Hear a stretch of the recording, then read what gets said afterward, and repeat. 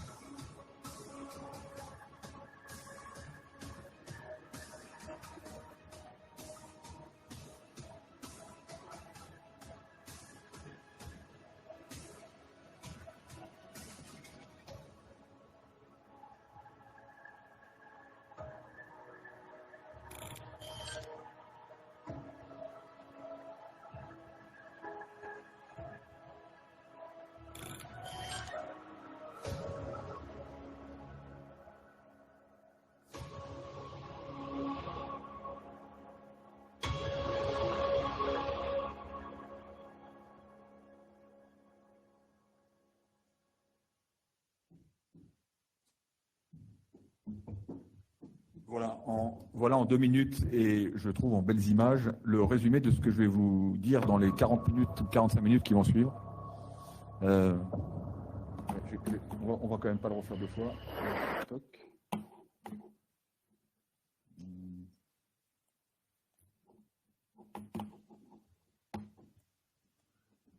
Est-ce que je peux choper le truc?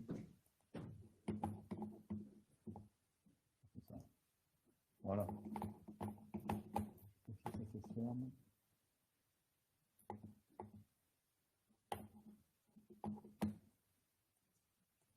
Bon, je vais rester comme ça. Je n'arrive pas à enlever la partie droite, là. Ah, là-bas, là. Ouais.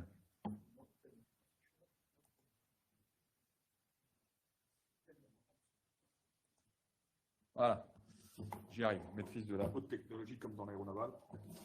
Donc, je vais vous présenter en 40-45 minutes, enfin en tout cas tenter de vous présenter la force de l'aéronautique navale. Alors, je ne sais pas si vous êtes familier ou pas avec l'Organisation générale des armées. Je ne sais pas s'il marche bien ce micro. Peut-être prendre celui-là. 1, 2, ça va mieux.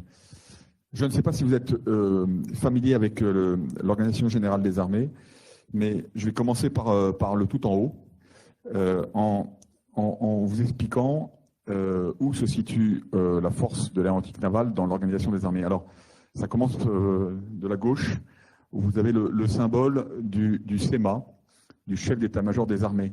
Le CEMA, il a quelque part 2 casquettes, ou 2 képis, puisqu'il est une armée de terre. 2 casquettes. La première, il est commandant des opérations. C'est-à-dire qu'il a une responsabilité de commandement opérationnel, qu'il le met en relation directe avec le président de la République, chef des armées. Il est le chef des opérations que mènent les forces armées françaises sur le territoire national ou à l'étranger. Et ensuite, il a une chaîne de commandement opérationnel qui passe par un centre qui est assez connu, qui est le CPCO, le Centre de planification et de conduite des opérations, qui est en fait son centre de commandement. Et à partir de là, en fonction des types d'opérations, il délègue le commandement des forces françaises engagées dans des opérations à un certain nombre de grands commandeurs. C'est la partie commandement opérationnel.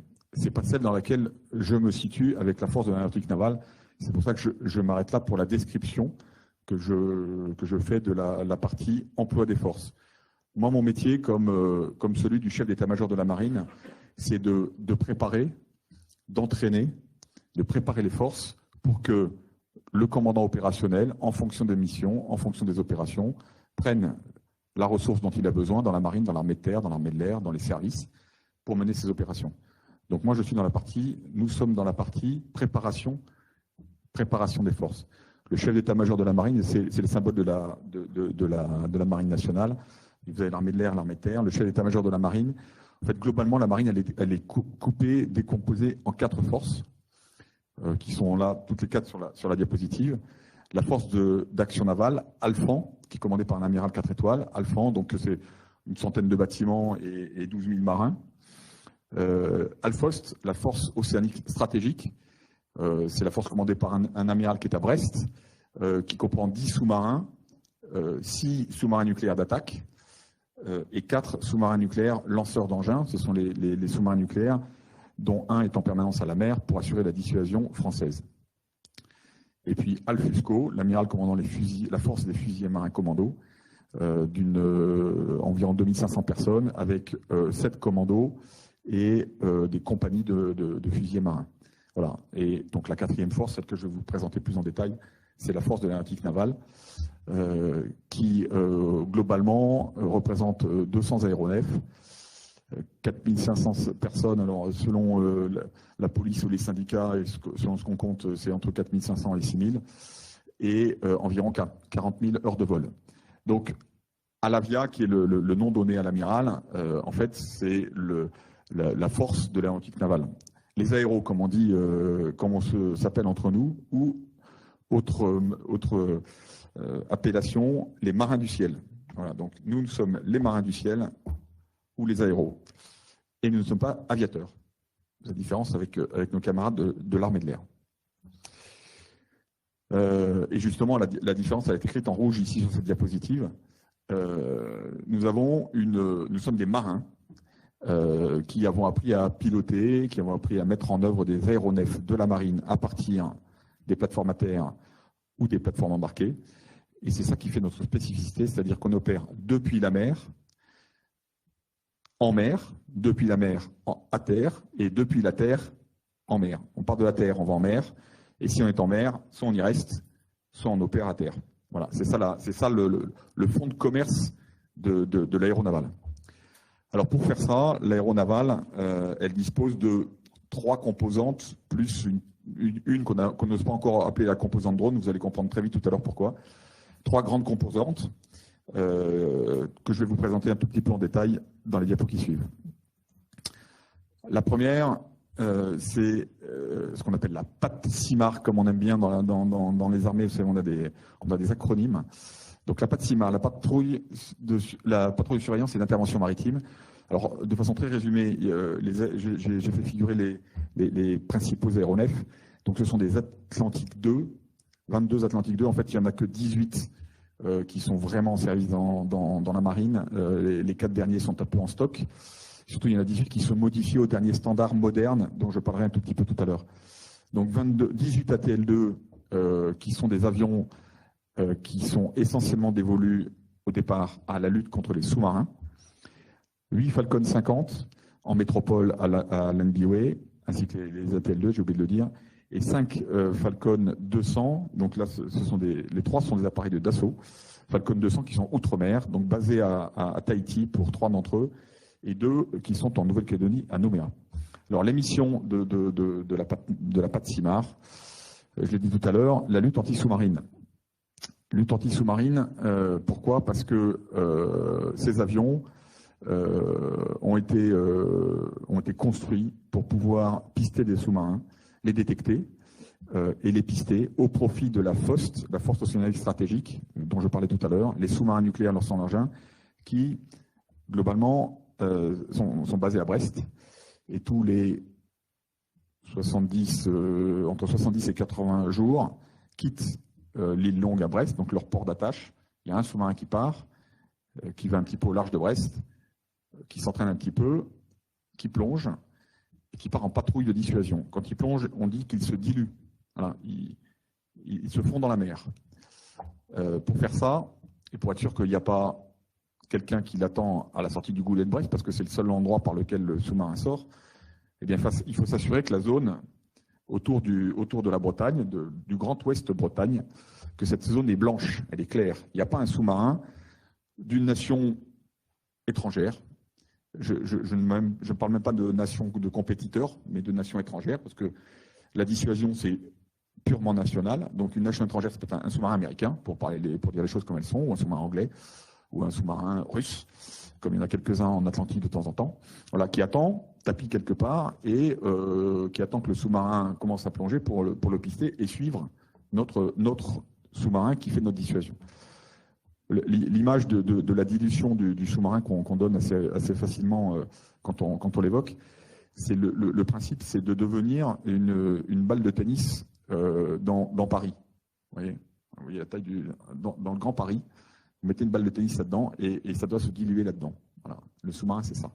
Donc pour éviter qu'il y ait un sous-marin qui soit à la sortie du goulet de Brest, qu'est-ce qu'on fait? On fait des opérations de blanchiment, des opérations de pistage. Si jamais on sait qu'il y a quelques sous-marins, alors on ne piste pas trop nos camarades américains, parce qu'on se dit qu'après tout, ils ne nous veulent pas forcément beaucoup de mal, mais plutôt nos camarades russes qui ont la mauvaise habitude de quitter la presqu'île de Mourmansk dans le Grand Nord et de venir en Atlantique avec des différents types de sous-marins. Et de temps en temps, ils descendent assez sud, et tellement sud qu'ils viennent dans notre zone d'opération, d'arrivée et de départ de nos SNLE. Et c'est pour ça que la marine, en particulier, avec ses ATL2 et avec un certain nombre de frégates basées à Brest, a pour mission essentielle, principale pour chacun d'entre nous, de s'assurer qu'il n'y a pas un sous-marin étranger qui est présent au moment où nos sous-marins partent en patrouille ou reviennent de patrouille. Quand ils sont en patrouille, ils sont dilués. C'est le problème du pacha du sous-marin. C'est quasiment plus le problème de la marine, entre guillemets, hors ce SNLE.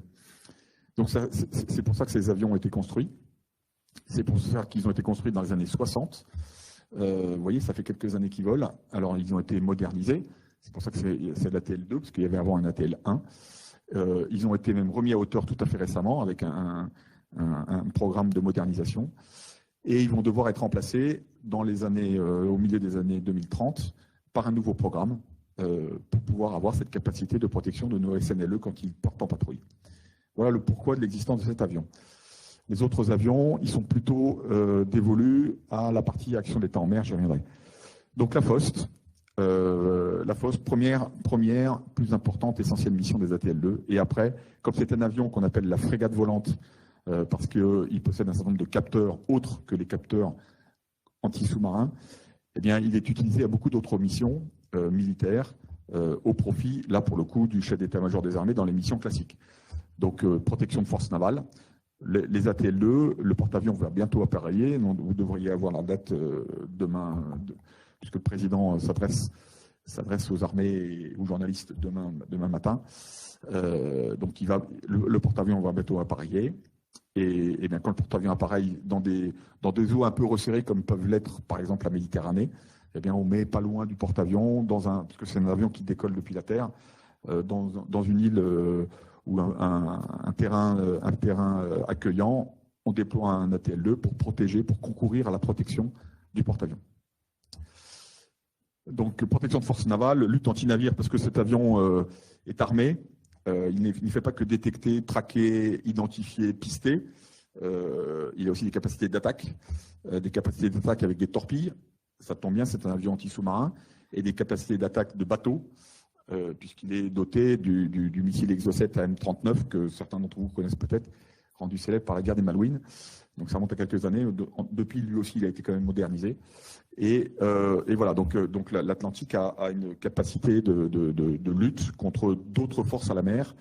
Et dans le contexte actuel, avoir des avions qui sont bien armés, eh bien, c'est plutôt intéressant pour les options d'action du chef d'état-major des armées.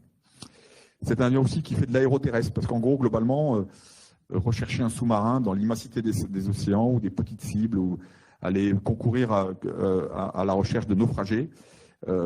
Bref, chercher un signal très, très, très diffus, très tout petit, dans l'immensité des mers, c'est un peu le métier de cet avion. Bon, eh ben, c'est un peu la même chose au-dessus du désert. Et en particulier, l'ATL2 a été longuement employé dans les opérations aéroterrestres en Afrique, quand on devait chercher les terroristes ou les groupements de terroristes au milieu du désert qui sont capables de se cacher un peu partout, puisque cet avion, alors, il a des moyens optroniques aussi de détection qui lui permettent de chercher ce petit signal utile au milieu de l'immensité du désert. C'est un peu le même métier quelque part. Donc il a été employé à ça de façon très dense pour faire du renseignement au profit des troupes à terre. Et comme il est aussi équipé de bombes GBU, des bombes de 250 kg, il est capable aussi de traiter un certain nombre d'objectifs à terre. Donc quand je vous disais que c'est l'aéronaval, c'est à partir de la terre vers la mer, c'est parfois, avec cet avion, à partir de la terre vers la terre. Voilà pour les missions aéroterrestres. Et enfin, l'action d'État en mer, défense maritime du territoire, ça regroupe l'ensemble de ce type d'aéronefs, et donc les Falcon 50, qui sont bien connus de nos compatriotes parce que c'est ceux qui décollent, surtout en Bretagne, c'est ceux qui décollent, qui sont de première alerte. La première alerte, c'est un décollage en 1 heure tous les jours, 365 jours par an, 1 heure le jour, 2 heures la nuit, s'il y a un appel de détresse en mer. S'il y a un appel de détresse en mer assez lointain, les CROSS qui sont chargés des opérations de secours appellent l'NBOE, faites décoller votre avion et allez rechercher tel naufragé dont on a entendu un signal radio, tel voilier qui est pris dans la tempête, tel pêcheur qui s'est mis une main couper un doigt et aller sur place. Dites-nous ce qui se passe vraiment, et puis si on n'est pas trop loin des côtes, on fait décoller un autre hélicoptère de la marine pour aller élitroyer un plongeur qui va chercher le naufragé ou le blessé. Voilà, donc c'est la mission principale des Falcon 50, c'est les avions blancs que vous voyez là, et qui sont d'alerte en permanence. Donc évidemment ils sont bretons, et les tempêtes généralement sont plutôt bretonnes, mais ils agissent évidemment sur le territoire, sur l'ensemble des approches maritimes françaises, donc l'Atlantique, la Manche, mer du Nord, et évidemment aussi la Méditerranée. Il arrive assez régulièrement que les Falcon 50 décollent de l'Orient pour venir faire des opérations de secours en mer en Méditerranée. Voilà, et c'est un peu la même mission que font les Falcon 200 outre-mer à Tahiti et en Nouvelle-Calédonie, comme je le disais tout à l'heure. Voilà pour la première composante. La deuxième, je vais aller dans le bon sens, la deuxième, le groupe aérien embarqué. Alors c'est le plus célèbre, je ne vous ai pas mis un extrait de Top Gun mais, en début de présentation, mais ça aurait pu être l'occasion, parce que là, ça aurait été d'illustrer le GAE. Vous avez là une photo d'un Rafale sur le pont du Charles de Gaulle. Donc le GAE, c'est tout petit, 41 Rafale Marine, ça fait quand même pas beaucoup. Alors, au prix unitaire, ça permet de construire quelques piscines, mais c'est pas beaucoup, 41 Rafale Marine, sachant que le contrat opérationnel du GAE, c'est d'en mettre entre 24 à 30 à bord du porte-avions, avec le porte-avions à Paris. Voilà, donc on en a 41, donc vous imaginez avec les systèmes de maintenance, le blocage, les changements de moteur, ce genre de choses, on a juste ce qu'il faut. Voilà. 41 Rafales et 3 Hawkeye qu'on oublie souvent et qui sont pourtant une capacité essentielle qui distingue le porte-avions Charles de Gaulle de tous les autres porte-aéronefs européens en particulier. C'est d'avoir cet avion de guet aérien dont on aura une photo tout à l'heure, je vous la montrerai. C'est un avion, vous l'avez vu tout à l'heure dans le film, c'est un avion avec des hélices, avec un gros rotodome au-dessus, et qui est le plus gros avion du porte-avions, parce qu'il pèse 35 tonnes, ou pas loin de 35 tonnes. Donc il faut le catapulter déjà, c'est lourd, 35 tonnes, sur 150 mètres de piste. Et puis voilà, il apponte. C'est un avion américain, parce que la France n'est pas capable n'a pas cette capacité de construction de ce type d'aéronef, et c'est essentiel au Charles de Gaulle et au groupe aérien embarqué, parce que c'est celui qui décolle en premier, qui éclaire sur l'avant de la force si jamais la force est en mouvement, ou qui coordonne au-dessus d'un territoire les actions des Rafales qui décollent après. Les Rafales décollent, prennent contact avec le Hawkeye, et le Hawkeye leur dit tu vas à gauche, tu vas à droite, tu descends, tu montes. Voilà. C'est un peu la tour de contrôle volante qui oriente l'action des Rafales quand ils sont décollés. Voilà, donc le groupe aérien embarqué, c'est ça, plus souvent quelques hélicoptères qui embarquent aussi sur le Charles de Gaulle, qui appartiennent à la troisième composante, la composante hélico. Il faut que je parle trop. Troisième composante qui ponctionnait de 2-3 hélicos qu'on met à bord du porte-avions pour la protection et la logistique aussi du porte-avions. Voilà, donc les Rafales, c'est ce qu'on appelle la projection de puissance, c'est-à-dire la capacité à faire des raids en mer contre une force navale à la mer ou à terre contre des installations terrestres à plus de 500 nautiques avec un système, avec une capacité de s'auto-ravitailler, c'est-à-dire qu'il y a un certain nombre de Rafales qui décollent avec des gros bidons et avec une nacelle de ravitaillement.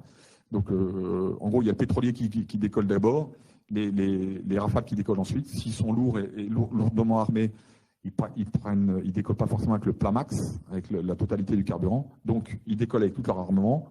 Et ils vont refueler, donc refaire le plein sur un Rafale qui tourne au-dessus, et ensuite ils partent en opération. Voilà, ce qui explique l'autonomie des Rafales par rapport, et j'en viens par exemple au Queen Elizabeth, au nouveau porte-avions, enfin porte-aéronef britannique, qui mettent en œuvre des F-35 américains, qui n'ont pas l'avion de guet aérien, donc quand ils font décoller leurs avions, il faut qu'il y ait un autre avion qui soit là, de tour de contrôle volante, pour les orienter, et qui ont une autonomie un peu moindre, parce que comme ils sont pas catapultés, ils n'ont pas de l'énergie initiale qui les lance, et bien ils décollent plus légers, forcément, et donc ils ont moins de carburant, donc ils vont moins loin. Voilà. Donc la France possède, avec le Charles de Gaulle, une capacité complète, avec le Hawkeye, les Rafales, de faire une action en profondeur, en toute autonomie. C'est ça le concept, et ça marche assez bien, puisque le porte-avions, dès qu'il est disponible, est employé opérationnellement plusieurs mois par an, selon son cycle d'entretien. Voilà, et puis, last but not least, il faut que vous sachiez aussi, c'est pas très connu du grand public, que le Charles de Gaulle est aussi, fait partie aussi de la FANU, la Force aéronavale nucléaire, donc qui est une composante de des forces de dissuasion. Il y a une composante maritime, j'en ai parlé tout à l'heure, les sous-marins nucléaires, leurs engins, et une composante aérienne de la force de dissuasion française.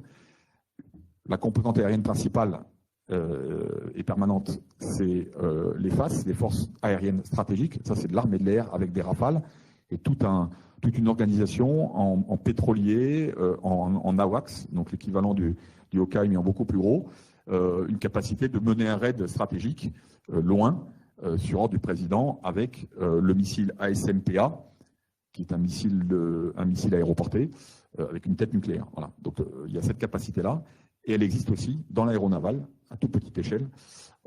Et donc le porte-avions est capable de mettre en œuvre un raid nucléaire avec le même missile que nos camarades de l'armée de l'air, sur demande du président si c'est nécessaire. Comme vous suivez sans doute l'actualité, le fait nucléaire est quelque chose qui commence à revenir dans la presse, d'ailleurs avec une attention bien sentie du président Poutine. Parler nucléaire, c'est tout de suite faire un buzz qui n'existait pas avant. Et la cible, c'est vous, c'est nous, c'est le public dans la dialectique nucléaire. Voilà. Donc sachez que au-delà des sous-marins nucléaires lanceurs d'engins, il y a aussi la FANU, qui est une composante très importante de la défense de la France. La troisième, j'allais dire presque dernière composante, c'est la composante hélicoptère. Alors, les principaux hélicos de la marine sont les caïmans, ce qu'on appelle les caïmans marines, autrement appelés les NH-90, qui sont les hélicoptères que vous avez sur la gauche. Un hélicoptère de lutte anti-sous-marine, donc qui, lui, pour le coup, se déploie à partir de frégates, et qui est un complément, un capteur supplémentaire de la frégate, et aussi une capacité d'attaque, parce que le Caïman est évidemment équipé de torpilles. Si jamais un jour on devait couler un sous-marin, on commencerait par tirer les torpilles du Caïman.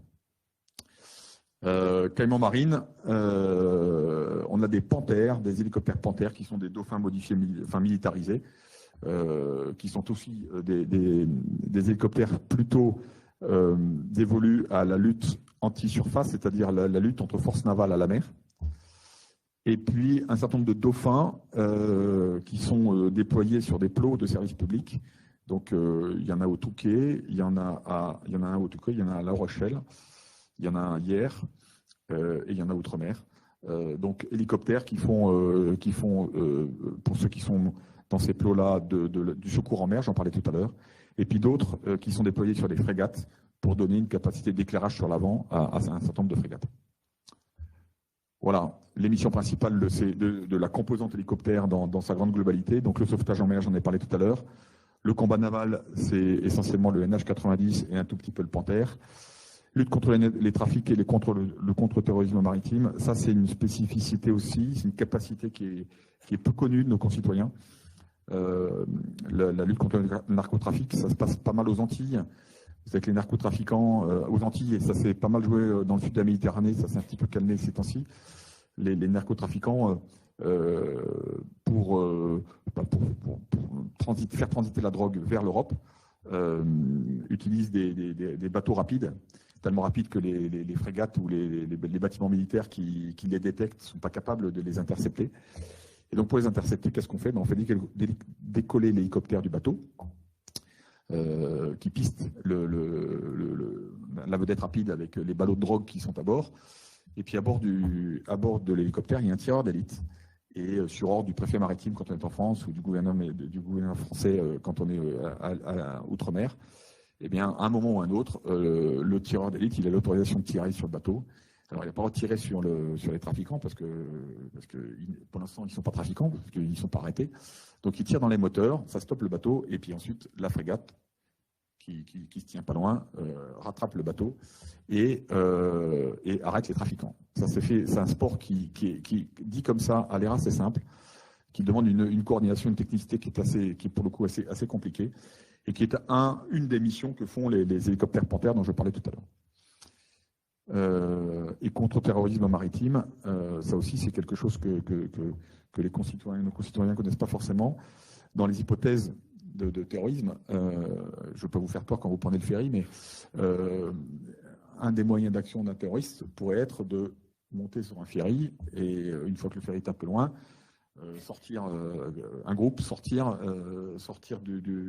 des gens qui ont embarqué et puis prendre de force ce ferry au milieu de la mer Jolie. Et là, c'est le Bataclan, mais en mer. Et le Bataclan en mer, c'est quand même un petit peu moins simple en matière d'intervention que quand ça se joue au milieu de Paris, même si le Bataclan, c'était un drame absolu. C'était à terre, ça ne bougeait pas, et il y avait des forces de sécurité qui étaient quand même pas très très loin. Si ça se passe en mer, ça complique un peu la donne, et donc on s'entraîne à ça. On s'entraîne à intervenir avec le GIGN, avec les commandos marines, avec les forces de l'aéronavale, à donner l'assaut à un bateau qui serait pris en otage par des terroristes. Voilà, c'est pas très drôle ce que je vous raconte, enfin, c'est la réalité de notre entraînement et c'est la justification de ces moyens que nous avons dans l'aéronavale. Voilà, depuis la mer ou les bâtiments porte-hélicoptères ou depuis nos bases, comme pour le GAE. La dernière composante, qu'on appelle composante, mais comme vous voyez, 3 systèmes de 2 drones et de 2 gros drones qui sont le drone qui est là, qui est un mini hélicoptère, et 2 systèmes de SMDN, qui est un petit drone avec des hélices. Bon, c'est pas une composante, c'est des moyens qui volent autour des bateaux, dont Alavia a la responsabilité, parce que comme ça vole et que c'est un peu lourd, ça peut faire des dégâts, et donc l'exploitant des drones, qui eux travaillent au profit des bateaux, c'est moi qui en ai la responsabilité. Mais en fait, ce sont des moyens d'augmenter les capacités aériennes, des portées des bateaux, de donner un peu de permanence, parce que le problème de l'aéronaval de manière générale, quand on est en mer, quand on opère en mer, c'est qu'on n'est pas là en permanence. Un avion, un hélicoptère, à un moment, ça doit se poser pour refueler, l'équipage doit se reposer. Donc on n'a pas la permanence de la présence, en particulier dans des zones contestées. Le drone permet d'augmenter largement cette permanence, d'avoir parfois peut-être une permanence 24 heures sur 24, en tout cas d'élargir le temps de présence d'un capteur aéroporté au-dessus d'une force navale. L'intérêt d'un capteur aéroporté, c'est que quand vous êtes dans une force navale, c'est que quand vous êtes sur un bateau, le mât radar, il monte à 30-35 mètres. Donc l'horizon radar, c'est l'horizon géographique. Donc finalement, ça ne porte pas très très loin, ça porte à 40-50 nautiques. Pour une force navale, 40-50 nautiques de vision, c'est pas grand-chose. Quand vous avez un capteur drone comme ça, vous montez à 1000 pieds, et là, tout d'un coup, vous voyez beaucoup plus loin, pour peu que le capteur que vous emportez a la capacité de détecter loin. C'est ça l'intérêt d'avoir des hélicoptères et d'avoir des drones, c'est de voir au-delà de l'horizon radar du bateau. Voilà. Donc, on met en œuvre quelques drones. Pour être très clair, très franc, la France, à la différence peut-être d'autres nations, a un petit peu raté le virage des drones aériens en tout cas. Voilà. Ce virage-là, il était il y a 10-15 ans. Certaines nations, pour des raisons tout à fait particulières, alors les Américains, parce que de manière, ils ratent aucun virage et qu'ils ont tellement d'argent que c'est finalement eux qui créent la plupart des nouvelles technologies. Par exemple, il y a Israël, l'État d'Israël qui développe des drones depuis très longtemps. Mais pourquoi? Parce que Israël, son jardin, c'est sa bande d'approche maritime qui fait 40 nautiques. Donc ils n'ont pas besoin d'avoir des moyens aériens qui vont beaucoup au large. C'est des forces d'autodéfense. Donc ils ont développé des capacités drones parce qu'ils n'avaient pas besoin de se déployer très loin, et qu'un drone faisait aussi bien qu'un avion quand on opère que dans les 40 premiers nautiques le long de la côte. Voilà les drones. Et je vais peut-être accélérer, sinon je vais pas tenir mon chrono. Bon, où est-on implanté en France? Parce que il y a des implantations territoriales. Voilà, donc l'état-major d'où je viens est à Toulon. C'est pas très logique parce que le barycentre de l'aéronaval, il est plutôt en Bretagne, parce que vous voyez les cocardes avec l'encre, ce qui nous distingue des cocardes sans encre qui sont nos camarades de l'armée de l'air. Il y a 3 bases de l'aéronaval en Bretagne et une base à Hyères. Les 3 bases, il y a une base de chasse qui est à Landivisiau, une base d'avion à terre qui est à Landbiway, à Lorient, et les 2 bases d'hélico qui sont toutes à côté des ports, parce que quand le bateau appareille, il faut que l'hélico soit pas très loin pour aller à bord. Et donc, il y a une base à Hyères et une base à Lanvéoc. Voilà, il y a 28 plateformes hélicoptères dans la marine. On n'a qu'un porte-avions. On verra bien si ça dure. Et comme on est en train de préparer le futur porte-avions, la question se pose compte tenu de l'évolution du contexte international. comme elle s'était posée il y a 20 ans quand on a construit il y a plus de 20 ans quand on a construit le Charles de Gaulle, la question se repose de savoir est-ce qu'on se paye un deuxième porte-avions, sachant que là aussi on peut construire quelques piscines avec un deuxième porte-avions. Ça vaut assez cher. Mais bon, là c'est la nation qui décide, hein, c'est les politiques, c'est l'étude stratégique, géostratégique. Pour protéger les Français, faut-il y avoir un deuxième porte-avions ou pas? C'est pas moi qui réponds à la question, mais en tout cas la question est posée. Voilà, 13 flottilles, 3 escadrilles, 3 centres d'expertise. Ça, c'est flottille escadrille, c'est ce qui abrite, c'est les unités qui abritent les différents avions que je vous ai présentés. Voilà, et puis comme vous voyez, c'est implanté aussi. Alors, je vous ai parlé de la Polynésie française et de la Nouvelle-Calédonie. On se déploie très souvent en Martinique. Martinique, parce que c'est là où il y a le trafic de drogue en particulier, enfin les réseaux de trafic de drogue. Et la Réunion, parce que le sud de l'océan Indien est un endroit qui est important à protéger. Voilà. Hop.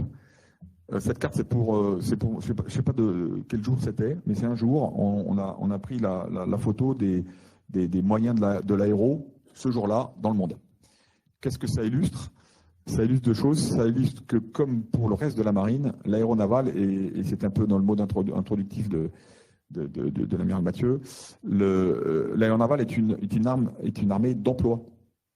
On vole beaucoup pour notre emploi, c'est-à-dire pour faire des missions, des vrais, pas pour s'entraîner, pas que pour s'entraîner. On fait plus de 50% de nos heures de vol, parfois 80% sur les composantes, uniquement dans des missions opérationnelles. Alors, ce que j'appelle une mission opérationnelle, ça peut être, comme c'était le cas souvent, un ATL-2 en Afrique qui fait des missions de surveillance. Ça peut être un ATL-2 au large de Brest qui blanchit la sortie du CNLE. C'est des vols des rafales du porte-avions qui survolent, qui protègent la Roumanie, qui faire un vol de reconnaissance de photos dans un pays dont on aime bien savoir ce qui s'y passe. C'est des hélicoptères qui sont embarqués et qui pistent des sous-marins dans le Grand Nord. Voilà, c'est ça les vols opérationnels que nous faisons, et donc on en fait beaucoup. On en fait une proportion qui est très importante. Ça illustre aussi l'emploi de la marine d'une manière générale. Hein. Au moment où je vous parle, il y a 35 bateaux en mer. Il y a 5 bateaux sur ces 35 bateaux, il y a un certain nombre d'hélicoptères qui volent. Au moment où je vous parle ou pas, je ne sais rien, mais en tout cas, il y a 35 bateaux en mer. Il y a 5 avions qui sont déployés et qui ont volé aujourd'hui ou qui vont voler demain. Il y a un SNLE en patrouille, comme je vous le disais, noyé quelque part. Il y a des commandos qui sont déployés en opération. Et voilà, il y a les 4 composantes de la marine qui, au moment où on se parle, sont en opération. Et ça représente 5000 marins. Voilà. Tous les jours, il y a 5000 marins qui sont déployés quelque part. Donc l'aéronaval aussi. Et là, vous avez une espèce d'illustration de cette arme d'emploi que nous sommes dans la marine. Alors, très rapidement, pour vous parler de la prunelle de nos yeux, c'est les ressources humaines, le personnel de la marine, les marins du ciel. Voilà. 4650, vous voyez, tout à l'heure, je vous ai montré une diapo, il y en avait 4500. C'est pas qu'on a du mal à se compter, ça dépend un petit peu du périmètre. Enfin, en gros, aux alentours de 5000 marins du ciel qui servent l'aéronaval. Parmi ces 5000 marins, 12% de femmes. C'est un petit peu moins que le taux de féminisation de la marine, qui est plutôt de 15%. En montée lente, mais constante. La particularité des marins du ciel, mais là aussi, c'est valable aussi pour la marine, c'est les micro-populations. Ce qu'on appelle les micro-populations, c'est-à-dire qu'on a beaucoup de métiers très différents. C'est l'ancien chef d'état-major de la marine qui disait que dans la marine, on avait tous les métiers de toutes les armées, sauf conducteur de char. Voilà. Et c'est pas complètement faux. Parce que vous savez qu'il y a des nucléaristes, il y a des aéronautes, donc il y a des fusiliers marins, il y a des gens qui entretiennent des camions, des bateaux. Voilà, dans la maintenance comme dans l'emploi, il y a des gens qui contrôlent les aéronefs. Voilà. On a une multitude de métiers. Écrit là-haut, sur 22 spécialités, là, il y a des officiers mariniers, donc les sous-officiers. Il y en a 19 qui ont moins de 200 personnes. C'est 200 personnes avec une pyramide, c'est-à-dire qu'il y a des quartiers maîtres, il y a des matelots, il y a des second maîtres, il y a des officiers mariniers supérieurs. Vous voyez, donc Et avec ça, on fait des pyramides. Donc en fait, on est saucissonné en métier. Et du coup, c'est un vrai défi d'alimenter toutes ces filières par le bas pour qu'en permanence, on ait les compétences dans chacun de ces métiers. Parce qu'on n'est pas très nombreux. Si on avait une masse plus grande, de camarades de l'armée de terre, par exemple, un fantassin dans l'armée de terre, si vous voulez, alors il y en a un qui est légionnaire, l'autre qui est troupe de marine, le troisième qui est machin, enfin c'est quand même un fantassin, il marche, il a un sac à dos, un fusil, et globalement il sait faire le métier. Bon, dans l'aéronaval, c'est pas tout à fait comme ça que ça se passe. Il est mécanicien de Rafale, il est contrôleur d'aéronefs, voilà. Donc on a une grande difficulté, enfin en tout cas c'est un vrai défi de pouvoir mettre en œuvre tout ce que je vous ai montré avant avec le personnel, parce que on est saucissonné comme ça en spécialité toute petite. Voilà pour le personnel. J'imagine qu'on aura une séance de questions juste après. J'ai bientôt terminé parce que je m'étais juré de faire que 45 minutes.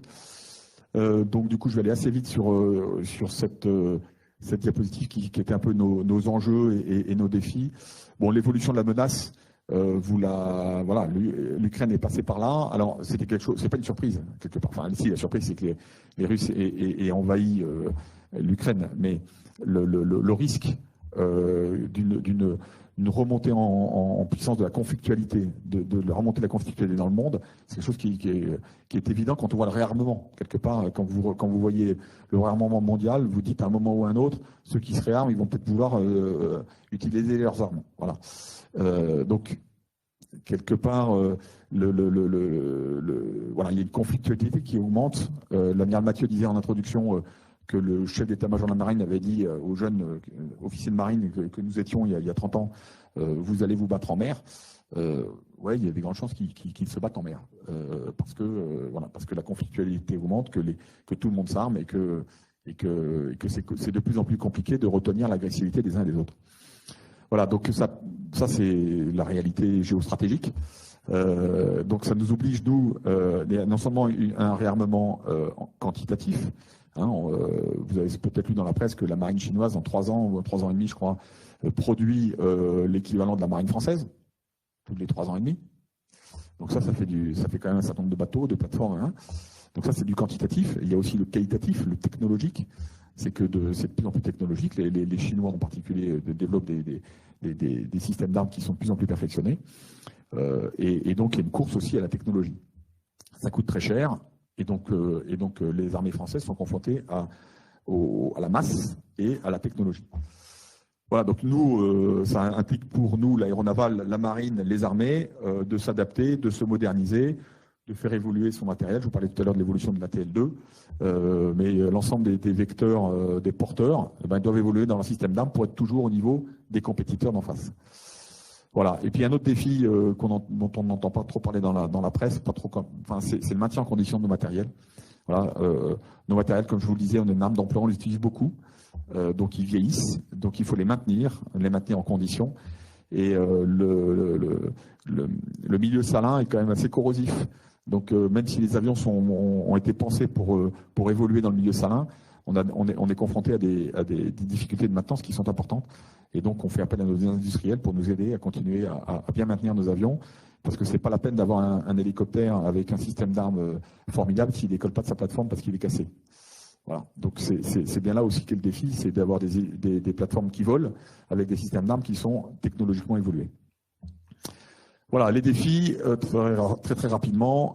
Alors, durcir la prépa-ops. Alors, excusez-moi du terme, prépa-ops, c'est la préparation opérationnelle. Voilà, on voit bien que, comme je vous le disais tout à l'heure, on voit bien qu'on est de plus en plus amené à se préparer à un combat, ce qu'on appelle de haute intensité, par rapport à ce qu'on faisait peut-être un petit peu avant, des opérations qui étaient un peu plus choisies, qui étaient plus ciblées sur asymétriques, comme on dit, c'est-à-dire on était les plus forts, on maîtrisait la suprématie aérienne, on faisait des opérations dans des endroits où on savait que on n'était pas confronté face à nous à des armées très équipées. Voilà, c'est de moins en moins le cas parce que notre compétiteur, un des grands compétiteurs, c'est la Russie, et il se rapproche quand même de l'Europe. Donc il faut qu'on se prépare à ça, il faut qu'on durcisse notre préparation opérationnelle. Poursuite capacitaire, c'est le terme pour dire qu'il faut qu'on continue à faire évoluer nos matériels. Et la difficulté avec cet exercice de faire évoluer nos matériels ou de changer nos flottes, c'est qu'on doit mettre en œuvre en même temps les anciennes et accueillir les nouvelles. Et quand vous avez deux types de... L'exemple type, là, c'est dans la composante hélicoptère, où on accueille un certain nombre d'hélicos qui sont nouveaux, et puis on est encore en train de voler sur Alouette 3. L'Alouette 3, comme là encore disait un de nos anciens chefs d'état-major de la marine, c'était l'Alouette de Fantomas. Il y a quelqu'un dans la salle, ça leur dit rien du tout, Fantomas. Donc ça remonte à quand même quelques années, et ça vole toujours. Alors ça va bientôt s'arrêter. Normalement, on prononce le retrait du service actif de l'Alouette 3, c'est un scoop, l'Alouette 3 le 31 décembre de cette année. Ça va serrer le cœur d'un certain nombre de pilotes d'hélicoptères de la marine et des armées, parce qu'ils ont tous volé sur Alouette, parce que c'était l'hélicoptère qui est une réussite industrielle absolument gigantesque, qui a été vendu à je ne sais pas combien de centaines, voire de milliers d'exemplaires, et surtout qui a été utilisé dans les armées depuis 60 ans. Donc tout ça pour dire qu'on a des vieux hélicos qu'on continue à opérer, enfin à faire voler, et puis on a aussi des neufs. Et comme on n'arrive pas à multiplier notre ressource humaine, et ben de temps en temps, on gère ce qu'on appelle un biseau. Ouais, voilà, on gère un biseau de flotte qui diminue et de flotte qui augmente. Voilà, et génération de compétences, j'en ai parlé tout à l'heure. On met en œuvre comme vous l'avez vu un petit peu dans le film, comme j'ai essayé de vous l'exprimer, on met en œuvre des matériels qui sont technologiquement très avancés. Et il faut qu'on forme la marine, l'aéronavale, mais la marine est une usine à formation absolument extraordinaire, parce que on récupère à la sortie de l'éducation nationale. Alors je ne vais pas trop me prononcer sur le produit de sortie de l'éducation nationale, mais enfin, en particulier dans le domaine technologique, mais enfin c'est un peu compliqué. Hein. J'imagine que ceux d'entre vous qui travaillent aussi un petit peu dans l'industrie technologique, s'il y en a, voient bien ce que je veux dire.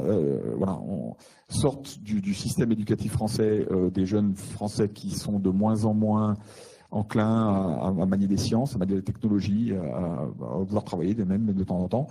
Et donc, c'est ce que nous donne la nation. Quand il y en a un qui veut bien rentrer dans la marine, ouais, moi je veux bien être militaire, mais parfois quand il arrive, il ne sait pas faire grand-chose.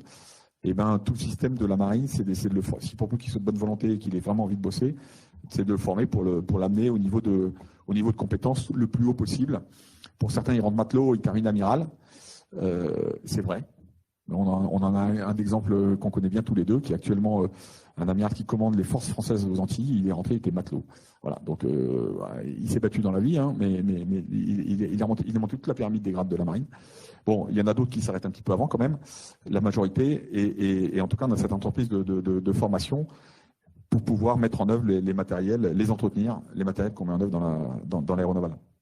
Voilà, c'est un vrai défi, c'est le défi de l'aéronavale, des forces armées d'une manière générale. C'est de former ces opérateurs. D'abord d'avoir des jeunes qui veulent bien s'engager. J'en vois un là qui est là, mais appel aux jeunes, à vos enfants ou aux petits-enfants, j'en sais rien. S'il y en a qui veulent s'engager dans la marine, on recrute. Et puis ensuite de les former. Voilà, j'en ai terminé. J'ai un tout petit peu dépassé mon horaire parce qu'il est moins 10. Et je crois qu'on avait jusqu'à 20 heures. Voilà, c'est la dernière photo. Là aussi, c'est la dernière photo qu'on a prise. Là, vous avez les 3 avions emblématiques de l'aéronavale. Donc le Caïman, NH90, le Rafale sur la gauche et la TL2 derrière. Photo prise il n'y a pas très très longtemps par monsieur Anthony Pecci. Voilà, je suis prêt à répondre à vos questions si vous en avez. Je vous écoute.